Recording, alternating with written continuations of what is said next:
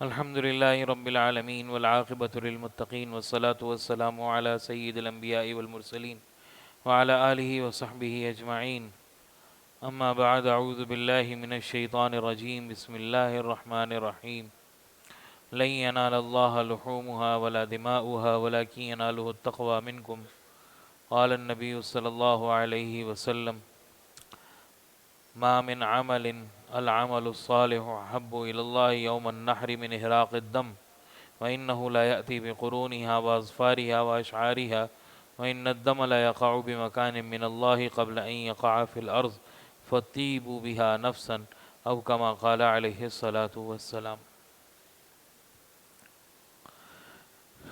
میرے بھائیوں، دوستو، بزرگوں، اللہ رب العزت نے مختلف اعمال دی ہیں مسلمانوں کو اللہ کا تقرب حاصل کرنے کے لیے. مختلف اوقات میں اللہ تعالیٰ چاہتا ہے انسان اللہ کے قریب ہوتا چلا جائے. جس میں ایک مہینہ اللہ رب العزت نے رکھا ہے، یہ ذی الحج کا مہینہ، جو اللہ کے ہاں بہت ہی زیادہ اہمیت کا حامل ہے. اللہ تعالیٰ نے ان کی اہمیت بیان کرنے کے لیے ان کے 10 دنوں کی قسم اٹھائی ہے. والفجر، قسم ہے فجر کی. کون سے فجر کی وقت کی؟ مفسرین نے لکھا ہے اس سے مراد یوم النحر کے فجر ہے. ولیال عشر، اور 10 راتوں کی قسم ہے. یہ کون سی 10 راتیں ہیں؟ یہ پہلی ذی الحج سے لے کر 10 ذی الحج تک کی 10 راتیں. والشفع والوتر، جفت کی قسم ہے اور طاق کی قسم ہے. یہ کون سی جفت تاریخ ہے اور کون سی طاق تاریخ ہے؟ اللہ نے اس کی قسم اٹھائی ہے، اشارہ کیا ہے کہ 9 اور 10 کی دوبارہ قسم اٹھائی اللہ.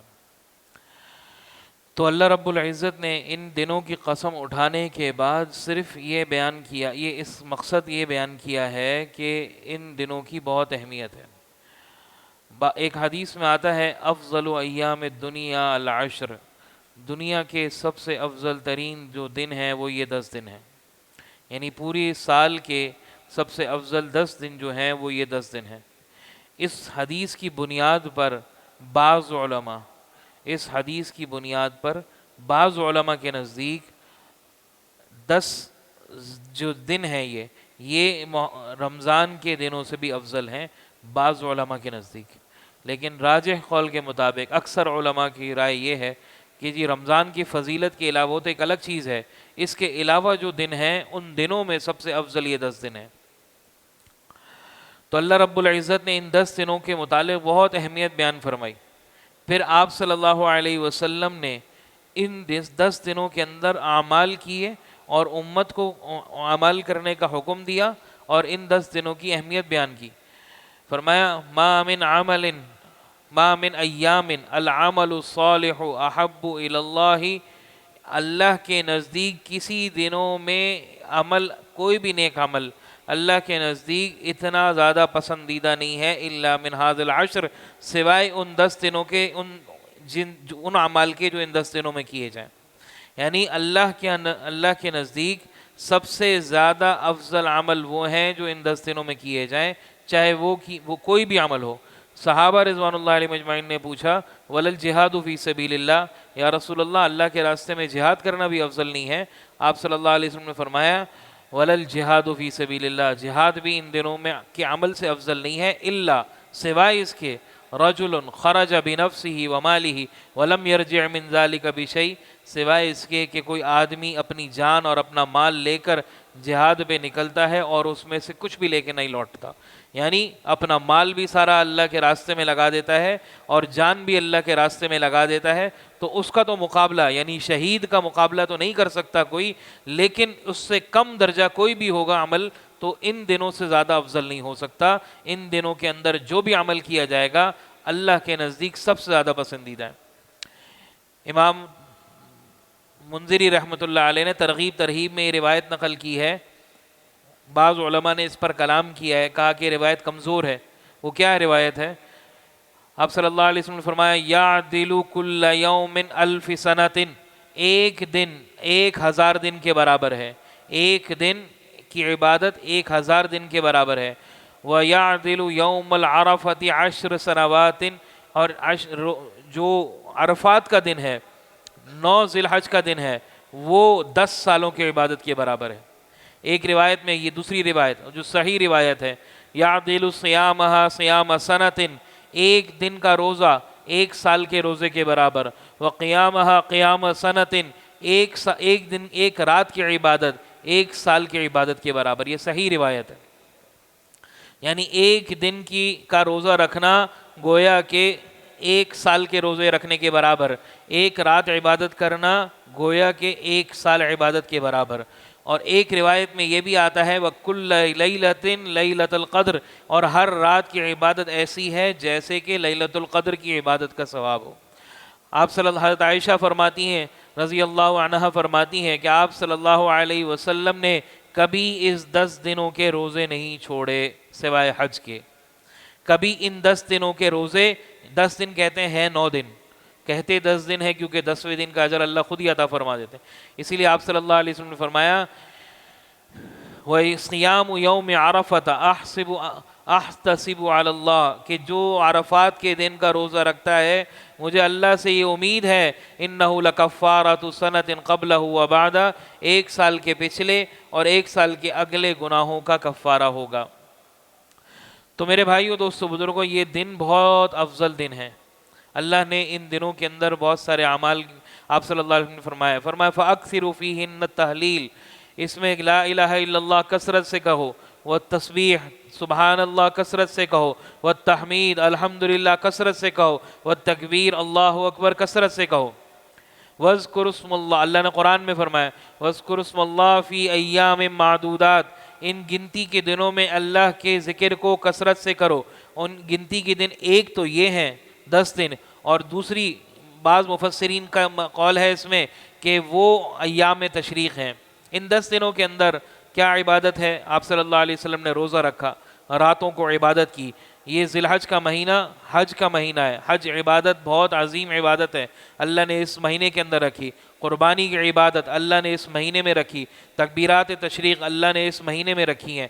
اس کے علاوہ تمام امت کے لوگوں کو حاجیوں سے مشابہت کے لیے کہا کہ جو آدمی قربانی کرنا چاہتا ہے وہ چاہیے اس کو کہ وہ قربانی والا، جو آدمی قربانی کرنا چاہے وہ آدمی 10 دن عید کا چاند نظر آنے، ذی الحج کا چاند نظر آنے کے بعد بال ناخن نہ کاٹے۔ یہ مستحب عمل ہے، یہ مستحب عمل ہے، دوبارہ سن لیں، یہ مستحب عمل ہے، واجب نہیں ہے۔ اگر کوئی کاٹ لیتا ہے تو گناہ نہیں ہوگا، یہ بھی ذہن میں رکھیں۔ اور اگر کسی نے 40 دن ہو گئے اس نے نہیں کاٹے تو اس پر واجب ہے کہ وہ کاٹے، وہ اس مستحب پر عمل نہیں کرے گا۔ تو اگر کوئی، یعنی اللہ تعالیٰ نے ان دنوں کے اندر بہت ساری عبادتیں رکھیں۔ ایام تشریق کیا ہے؟ 9 ذی الحج کی صبح سے لے کر 13 ذی الحج کی عصر تک یہ ایام تشریق ہیں۔ اس میں تکبیرات تشریق پڑھنا ہر مسلمان پر ہر نماز کے بعد ایک مرتبہ واجب ہے، مردوں کے لیے بلند آواز سے ہے، عورتوں کے لیے آہستہ آواز سے۔ تو میرے بھائیو، دوستو، بزرگوں، تکبیرات تشریق ہیں اللہ اکبر لا الہ الا اللہ واللہ اکبر وللہ الحمد، یہ تکبیرات تشریق ہیں۔ حضرت ابن عمر رضی اللہ عنہ کا معمول تھا کہ یہ پورے 10 دن میں پڑھا کرتے تھے، نمازوں کے علاوہ، نمازوں میں نہیں، ایسے ہی چلتے پھرتے۔ پہلی ذی الحج کا چاند نظر آیا اس کے بعد سے تکبیرات تشریق ویسے ہی چلتے پھرتے پڑھتے تھے۔ تو میرے بھائیو، دوستو، بزرگوں، اس میں ایک عبادت اللہ نے حج کی رکھی، ایک عبادت اللہ نے قربانی کی رکھی۔ قربانی کی بہت عظیم عبادت ہے، ابراہیم علیہ السلام کی سنت ہے، یہ اللہ نے زندہ فرمائی۔ ابراہیم علیہ السلام نے، مختصر واقعہ یہ ہے، ابراہیم علیہ السلام نے اپنے بیٹے اسماعیل علیہ السلام اور اپنی بیوی ہاجر علیہ السلام کو ایک جنگل بیابان مکہ کی وادی میں، جہاں پر جس وقت مکہ نہیں بنا تھا، کوئی انسان نہیں رہتا تھا، کوئی رہائش نہیں تھی، کوئی کھانے پینے کا بندوبست نہیں تھا، اللہ کے حکم کی بنیاد پر وہاں چھوڑ دیا۔ ابراہیم علیہ السلام چلے گئے، پیچھے والدہ نے تربیت کی، جو کچھ ہوتا رہا وہ بہت ساری چیزیں معلوم ہیں، بہت ساروں کو نہیں معلوم۔ تو جب ابراہیم علیہ السلام کو اشتیاق ہوا اپنی اولاد سے ملنے کا، تو ابراہیم علیہ السلام نے اللہ سے اجازت دی، چاہی دعا مانگی، اللہ نے اجازت دی، مل کر آ گئے۔ پھر اس کے بعد دوبارہ ایک مرتبہ ابراہیم علیہ السلام کو جب دیکھا کہ وہ اللہ نے دیکھا ابراہیم علیہ السلام بہت زیادہ اپنے بیٹے سے محبت کرتے ہیں، بیٹے کی محبت دل پر غالب ہے، تو اللہ رب العزت نے حکم دیا. نبی کا خواب وحی ہوتا ہے، نبی نے خواب میں کوئی چیز دیکھی، اس کا مطلب ہے وہ وحی ہے، حکم ہے اللہ کا. انہوں نے دیکھا کہ میں اپنے بیٹے اسماعیل علیہ السلام کو ذبح کر رہا ہوں. انہوں نے کہا کہ اللہ کی طرف سے تعبیر ہو سکتا ہے اس کی ہو، میں 100 اونٹ قربان کر دوں، دیت ہے ایک جان کے بدلے 100 اونٹ. انہوں نے 100 اونٹ قربان کر دیے. دوسرے دن دیکھا بیٹے کو ذبح کر رہا ہوں، 100 اونٹ قربان کر دیے. تیسرے دن دیکھا، کہا کہ یہ اب کوئی اور چیز نہیں ہو سکتی، یہی کرنا پڑے گا.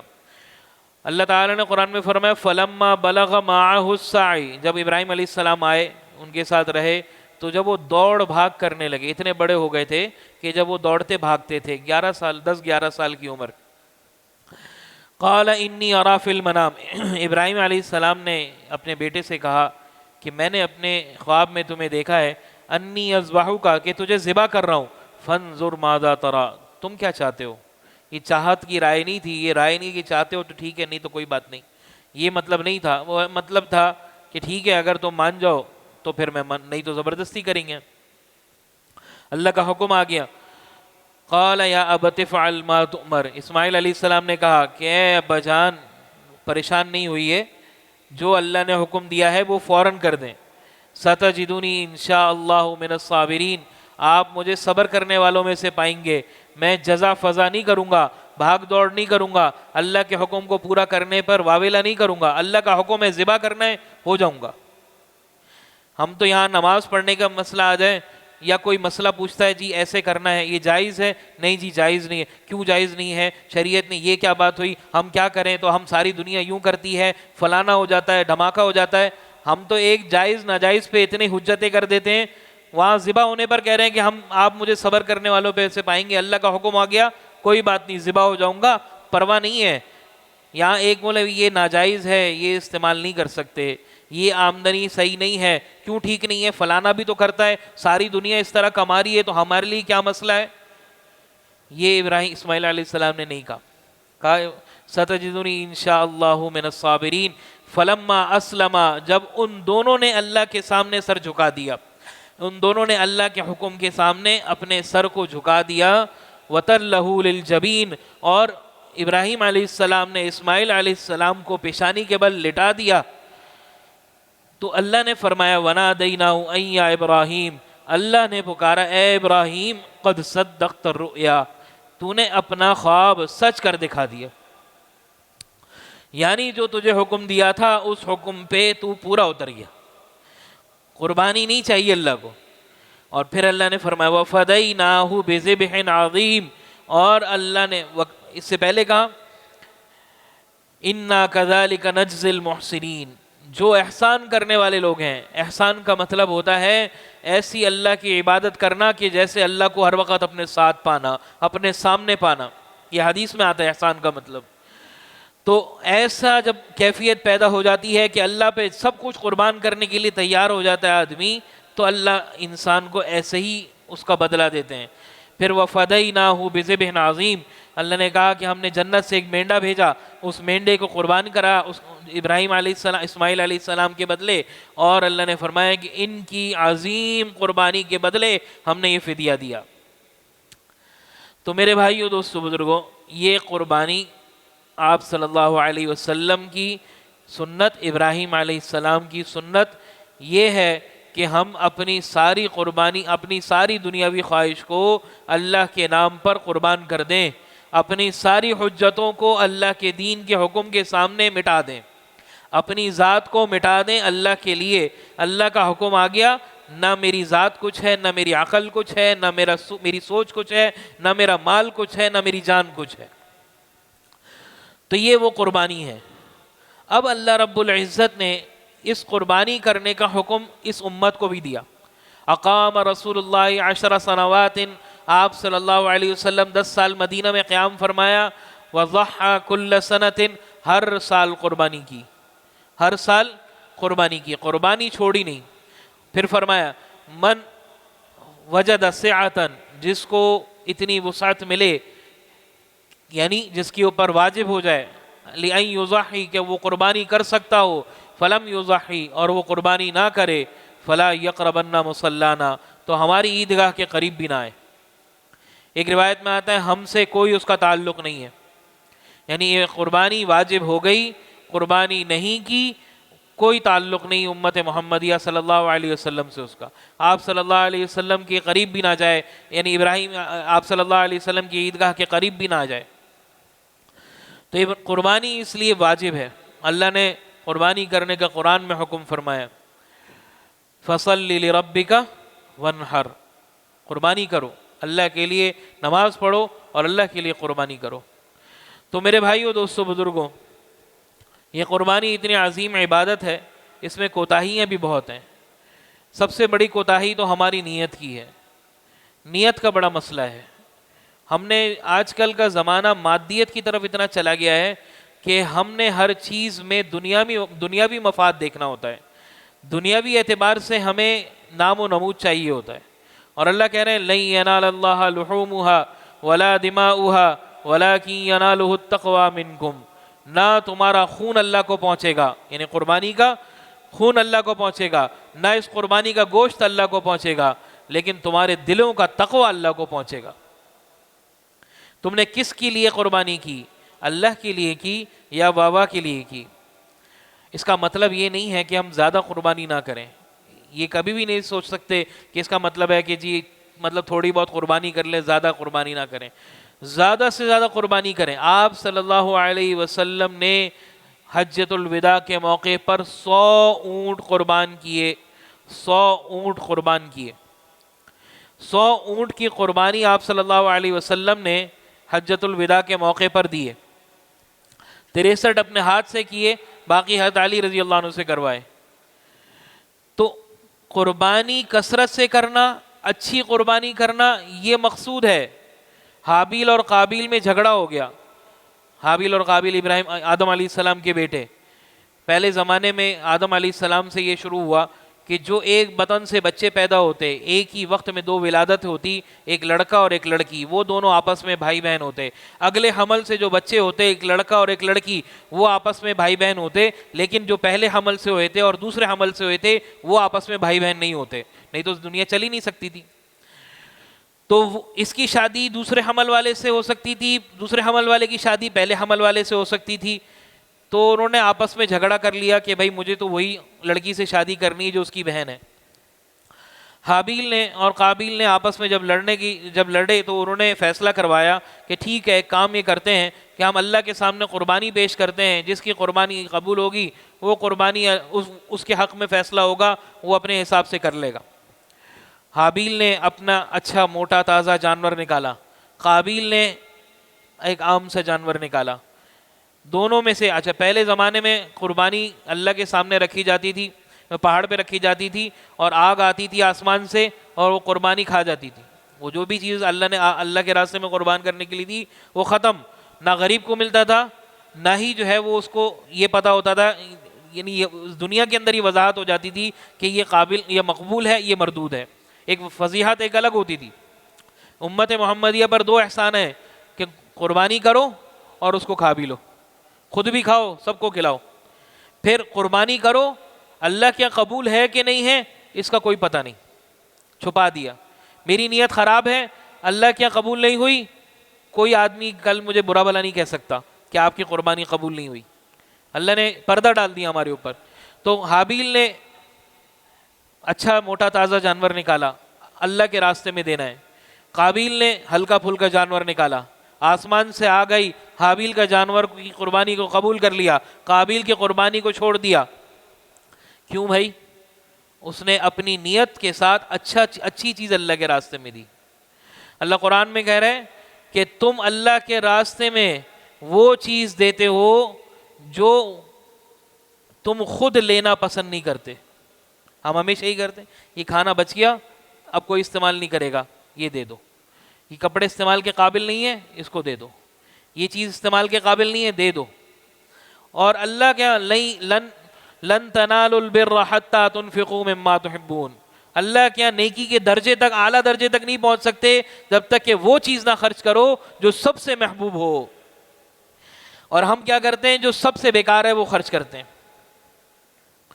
وَلَسْتُمْ بِآخِذِيهِ إِلَّا أَن تُغْمِضُوا فِيهِ، قرآن کی آیت ہے کہ وہ چیز تم اللہ کے راستے میں خبیث چیز خرچ کرتے ہو، بری چیز خرچ کرتے ہو، وَلَسْتُمْ بِآخِذِيهِ، جو تم خود لینا پسند نہیں کرتے ہو، اگر لو بھی تو آنکھ بند کر کے کسی نے ہدیہ دے دیا کوئی بات نہیں، لے لیتے ہیں کسی اور کو دے دیں گے۔ تو میرے بھائیو دوستو بزرگوں، قربانی اچھے دل سے کریں۔ حدیث میں آتا ہے، آپ صلی اللہ علیہ وسلم نے فرمایا ما من عمل یوم النحر احب الی اللہ من حراق الدم، اللہ کیا یوم النحر قربانی کے دن خون بہانے سے زیادہ کوئی عمل پسندیدہ نہیں ہے، سب سے افضل عمل ہے۔ وَإِنَّهُ لَا يَأْتِي بِقُرُونِهَا، اللہ اس جانور کو لے کر آئے گا قیامت میں، اس کے سینگ بھی ویسی ہوں گے، وَأَظْفَارِهَا، اس کے کھر بھی ویسی ہوں گے، وَأَشْعَارِهَا، اس کے بال بھی ویسی ہوں گے، جیسے قربانی کا جانور ہوگا ویسی اللہ لے کر آئے گا۔ وَإِنَّ الدَّمَ لَا يَقَعُ بِمَكَانٍ، اچھا کیوں لے کر آئے گا؟ تولنے کے لیے، قربانی کا جانور اعمال کے ساتھ وزن کیا جائے گا اس کا۔ وَإِنَّ الدَّمَ لَا يَقَعُ بِمَكَانٍ مِّنَ اللَّهِ، اور جب قربانی کرنے والا قربانی کرتا ہے تو زمین پر قطرہ خون کا گرنے سے پہلے یقع قبل ان یقع فی الارض، کہ اللہ کیا وہ قبول ہو جاتا ہے اگر نیت اچھی ہو تو۔ پھر کیا فرمایا؟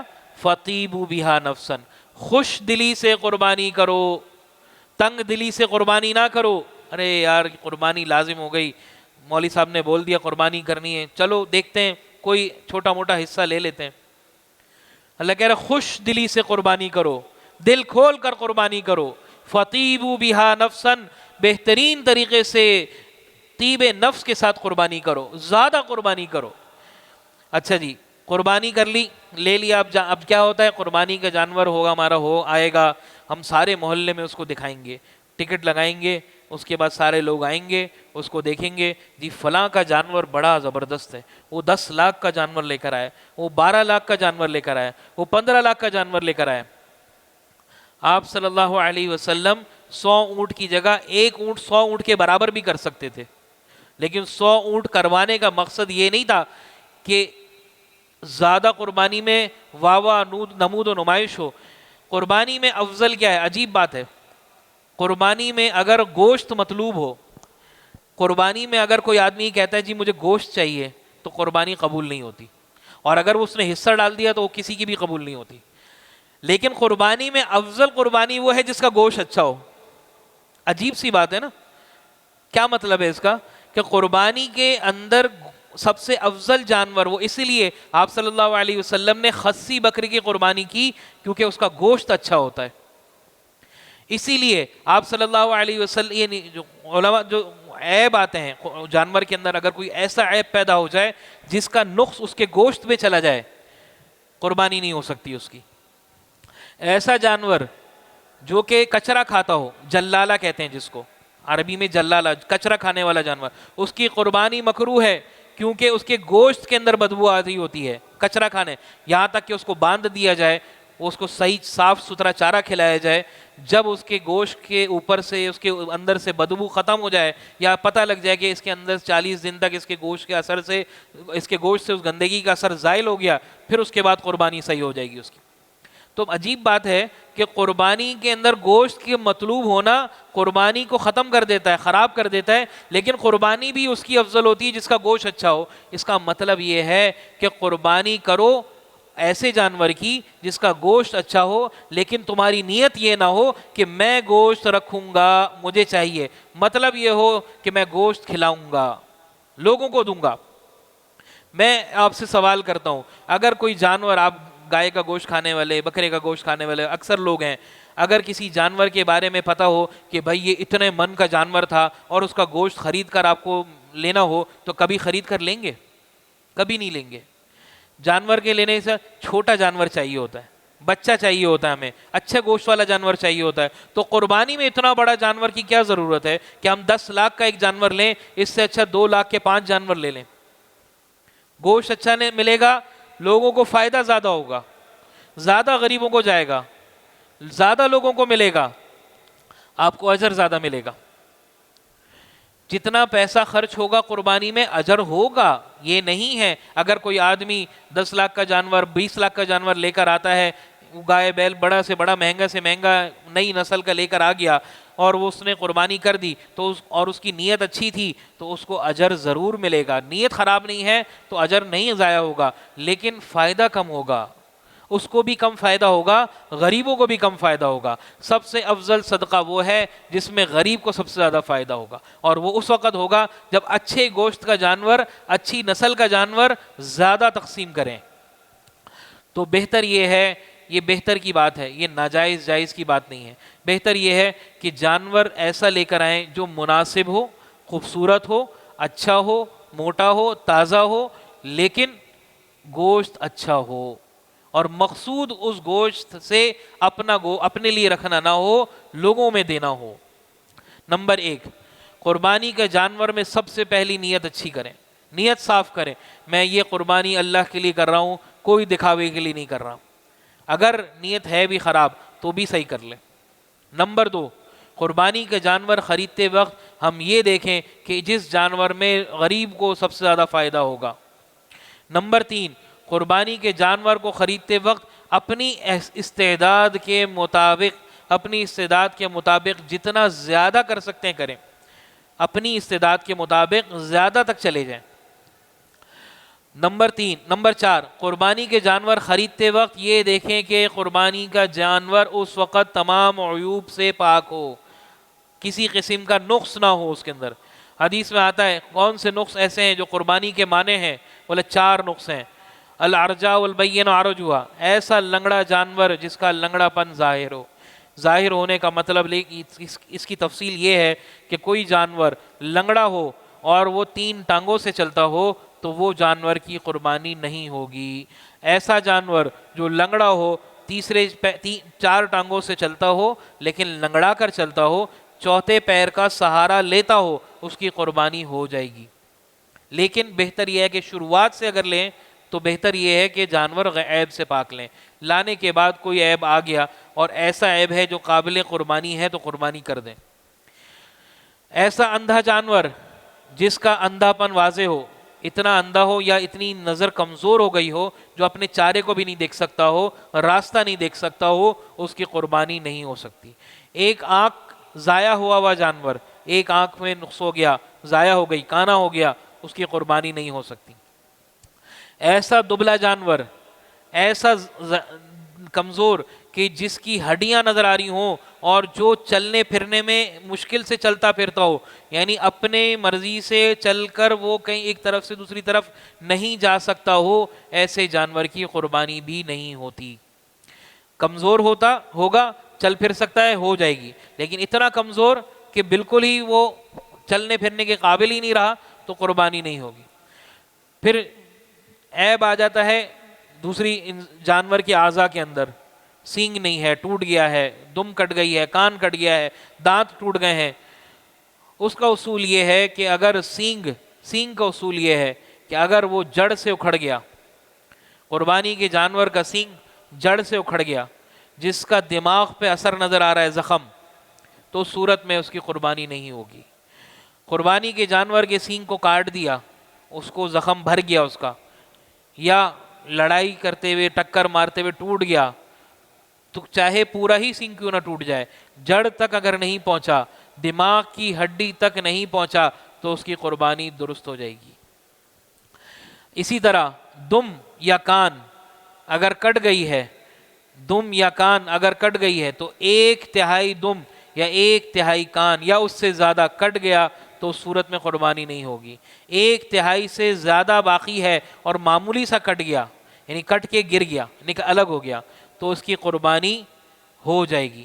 تھوڑا سا حصہ دم کٹ گئی, تھوڑا سا حصہ کان کٹ گیا, لیکن 1/3 سے زیادہ ایک کم ہے, 2/3 سے زیادہ موجود ہے, تو اس صورت میں قربانی ہو جائے گی. قربانی کے جانور کے دماغی مسئلہ ہو جائے, کوئی پاگل ہو جائے جانور, اس صورت میں قربانی نہیں ہوگی. قربانی کے جانور کے اندر ایسا نقص پیدا ہو جائے, خارش لگ جائے, جس کا اثر یا زخم ہو جائیں, دانے ہو جائیں, پھوڑے پھنسی نکل آئیں, بخار ہو جائے, اور ایسا اثر ہو کہ جس کا ایسی بیماری لگ گئی, ایسا زخم یا ایسے خارش لگ گئی جس کا اثر اس کے گوشت تک پہنچ گیا, اس کی قربانی نہیں ہوگی. اس سے اوپر ہے, صرف جسم پر خارش ہے تھوڑی بہت, قربانی ہو جائے گی۔ بخار ہو گیا جس کی وجہ سے یا کوئی ایسا مسئلہ پیش آ گیا، بیماری ہو گئی، کمزور ہو رہا ہے، نزلہ کھانسی بخار ہو رہا ہے اس کو، تو جب تک وہ ایسا کمزور نہ ہو جائے، لاغر نہ ہو جائے کہ وہ یا اتنا اس حالت تک نہ پہنچ جائے کہ وہ اٹھ کر چل بھی نہ سکتا ہو خود سے، تب تک اس کی قربانی جائز ہے۔ قربانی کے جانور کا کان کاٹ دیا، بیچ سے چیرا لگا دیا، یا بعض اوقات کان میں سوراخ کر کے جو ہے نا کوئی ٹیگ لگا دیتے ہیں۔ قربانی کے جانور کے کان میں سوراخ نہ کریں تو بہتر ہے، لیکن کر دیا، صرف سوراخ کیا ہے تو قربانی پہ کوئی فرق نہیں پڑے گا۔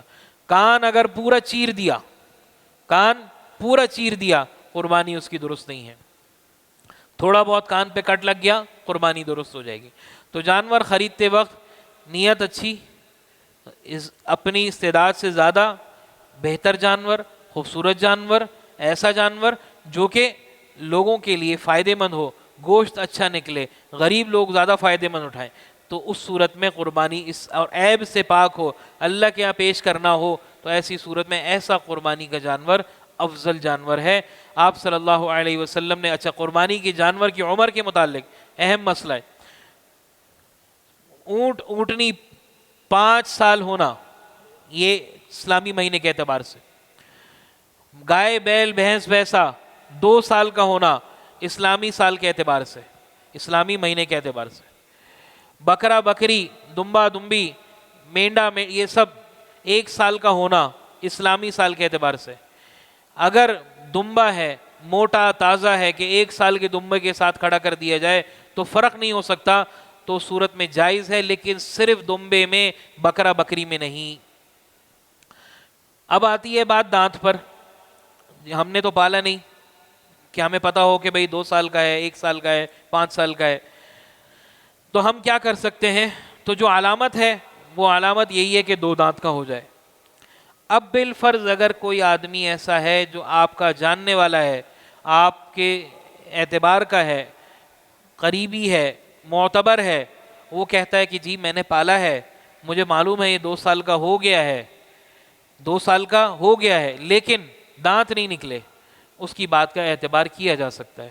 لیکن بیچنے والا اگر یہ کہتا ہے جس کا کوئی تعلق نہیں آپ سے، آپ اس کو جانتے بھی نہیں ہو، کہ بھئی یہ 2 سال کا ہو گیا ہے، ہم نے دیکھا ہے، ہمارے ہاتھ کا بچہ ہے، وہ جو بھی کہتے رہیں، لیکن اس کی بات کا اعتبار نہیں کیا جا سکتا، کیونکہ آج کل کا زمانہ ایسا ہے، وہ بیچنے کے لیے کچھ بھی کر سکتا ہے، وہ بکری کو بکرا بنا کے بھی بیچے گا۔ اس لیے آپ اس کی بات کا اعتبار نہ کریں، علامت کا اعتبار کریں۔ آپ کے ہاتھ کا پلا ہوا ہے، بہت اچھی بات ہے، آپ کے سامنے پلا ہے، آپ کو پتا ہے چاہے اس کے دانت نہیں نکلے ہو لیکن پھر بھی قربانی ہو جائے گی۔ لیکن آپ کے ہاتھ کا نہیں پلا ہوا، معتبر آدمی کہہ رہا ہے، مان لیں، غیر معتبر آدمی کہہ رہا ہے جس کو آپ نہیں جانتے، نہیں مانے جب تک کہ علامت ظاہر نہ ہو جائے۔ اس کے علاوہ کوئی بات ہے تو جی۔ قربانی کے جانور میں جس طرح گائے کی قربانی ہو سکتی ہے، بکری کی بھی قربانی ہو سکتی ہے۔ بکرا بکری قربانی کے جانور سن لیں، بکرا بکری، مینڈا دمبا دمبی، یہ دونوں مذکر مؤنث، نر مادہ دونوں، گائے بیل بھینس بھینسا، اونٹ اونٹنی، یہ جانور ہیں جن کی قربانی جائز ہے، وہ چاہے مادہ میں ہو چاہے نر میں ہو۔ دمبے کی عمر 6 مہینے سے زیادہ، 6 مہینے تک ہو تو ہو جائے گی قربانی، بشرط یہ کہ وہ موٹا تازہ ہو، صرف دمبے کے لیے ہے، بکرے بکری کے لیے نہیں ہے یہ۔ باقی یہ ہے کہ اپنے علماء کے جو قریب ہیں ان سے مسائل پوچھ لیں، جو جس طرح اگلی اس کے آگے کے مسائل حصوں کے دوسرے مسائل ہوں گے، لیکن جو بھی حصہ جس کو مسئلہ پیش آئے، جو عالم قریب ہو، معتبر ہو، آپ کی نظر میں آپ کو صحیح لگتا ہو، اس سے مسئلہ پوچھ کر قربانی کا جانور خریدیں اور قربانی کریں۔ اللہ تعالی ہم سب کو عمل کی توفیق عطا فرمائے۔ الحمدللہ رب العالمین والعاقبۃ للمتقین والصلاة والسلام علی سید الانبیاء والمرسلین وعلی آلہ وصحبہ اجمعین۔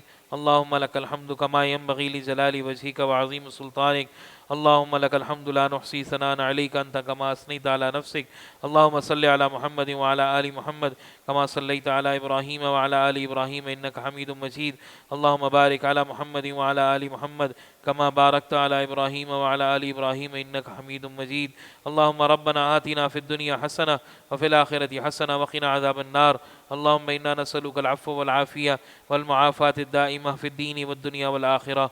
یا اللہ ہمارے گناہوں کو معاف فرما، تمام امت مسلمہ کے گناہوں کو معاف فرما، تمام عالم کے انسانوں کو ہدایت عطا فرما، جو مقروض ہیں ان کو قرضوں سے خلاصی نصیب فرما، جو بیمار ہیں ان کو صحت کاملہ عاجلہ مستمرہ نصیب فرما، جو پریشان حال ہیں ان سب کی پریشانی کو دور فرما، دنیا بھی بھلی فرما، آخرت بھی بھلی فرما، کامل ایمان پر زندگی نصیب فرما، کامل ایمان پر موت نصیب فرما، جو مانگا ہے وہ بھی عطا فرما، جو نہیں مانگ سکے وہ بھی عطا فرما.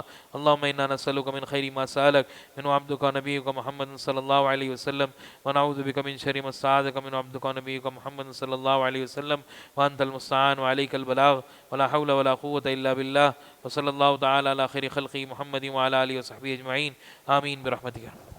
ایک مسئلہ سمجھ لیں، آخری ایک ذہن میں ایک بات رہ گئی، قربانی کس پر واجب ہے؟ اصل بات یہ سب سے پہلے بیان کرنے کی تھی.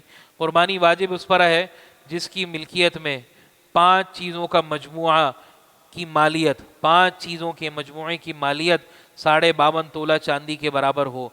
نمبر 1 نقدی پیسہ، کیش، چاہے وہ بینک میں ہو، پاس ہو، کسی کو دیا ہوا ہو لینا ہو، قرض کی صورت میں دیا ہوا ہو لینا ہو، یہ ساری یعنی جو کیش آپ کے پاس آنے والا ہے، جو ڈیو ہو گیا ہے یا جو دیا ہوا ہے جو آپ کے پاس موجود ہے، سارا کیش ملا لیا جائے. سونا، چاندی، مال تجارت، وہ چیزیں جو بیچنے کے لیے خریدی ہوئی ہوں، ضرورت سے زائد سامان، ضرورت سے زائد سامان، گھر کے اندر ڈنر سیٹ ہے، فرنیچر ہے، اضافی جو کہ استعمال نہیں ہوتا، صوفے سیٹ لگے ہوئے ہیں، گھر کے اندر اضافی سامان رکھا ہوا ہے، جو شو پیس رکھے ہوئے ہیں، مہنگے کپڑے ہیں، وہ سب کا مجموعہ ملا کر 52.5 تولہ چاندی، جو آج کل کے اعتبار سے 1,30,000، آج کی تاریخ کے اعتبار سے، کل بدل سکتا ہے، پرسوں بھی بدل سکتا ہے، آج کی تاریخ کے اعتبار سے 1,30,000 روپے کے قریب بنتا ہے. ان سب کی مجموعی مالیت اگر اتنی بنتی ہے اس کے اوپر قربانی واجب ہے. شوہر پہ الگ قربانی واجب ہے، بیوی پر الگ قربانی واجب ہے. دونوں کا حصہ ایک ہی بکرے میں نہیں ہو سکتا، ہر آدمی اپنی اپنی قربانی الگ کرے گا. چاہے شوہر بیوی کی طرف سے کر دے ہو جائے گی قربانی. پھر اس کے علاوہ قربانی، جو قربانی واجب ہو گئی، پیسے نہیں ہے تو کیا کیا جائے؟ تو اب آپ کے اوپر ہے، یا تو کچھ بیچ کر قربانی کر لیں یا کچھ کہیں سے ادھار لے کر. 20,000 روپے کا 20,000 روپے، 18,000 روپے، اس طرح کا حصہ کم سے کم آج کل مل رہا ہے، حصہ کر لیں، کسی بھی طریقے سے اپنا واجب کم سے کم پورا کر لیں. اللہ تعالی ہم سب کو عمل کی توفیق عطا فرمائے. جی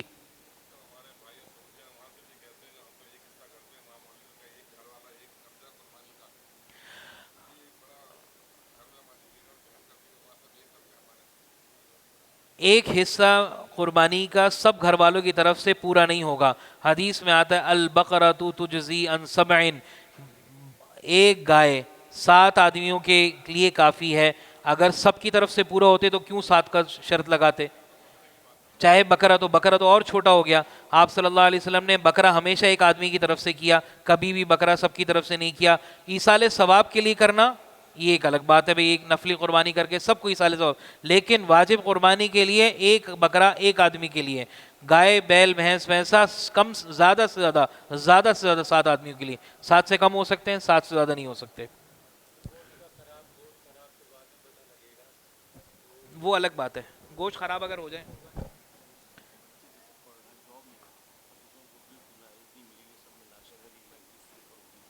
قربانی واجب ہے. نہیں، اگر گوشت بعد میں خراب نکلتا ہے تو قربانی دوبارہ نہیں کریں گے. پہلے سے کوئی عیب ہو اس کے اندر ایسا جس کی وجہ سے گوشت خراب ہو رہا ہو تو قربانی لینا نہیں ہوگی. گوشت جس گائے بکرے کے دانت گر گئے ہوں لیکن نکلے نہ ہوں تب بھی اس کی قربانی علامت کے اعتبار سے نہیں ہوگی. صحیح، اگر وہ آدمی کہتا ہے کہ میں نے پالا ہے اور آپ کا جاننے والا ہے تو 2 دانت ہو جانا، پورے نظر آنا، یہ علامت ہے. اللہ کا شکر، اللہ کا شکر.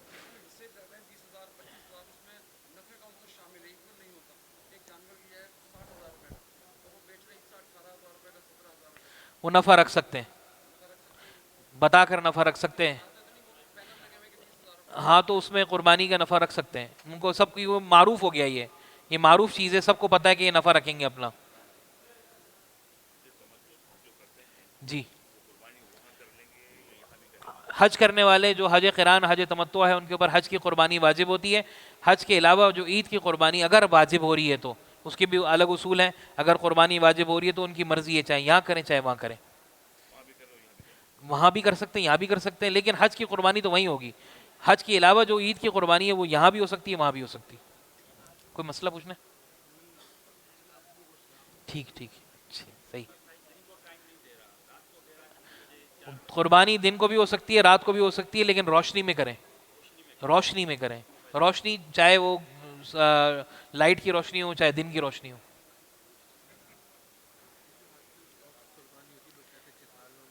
وقف قربانی کرنے میں بہت احتیاط کریں، لوگ اس میں دھوکہ بہت دیتے ہیں.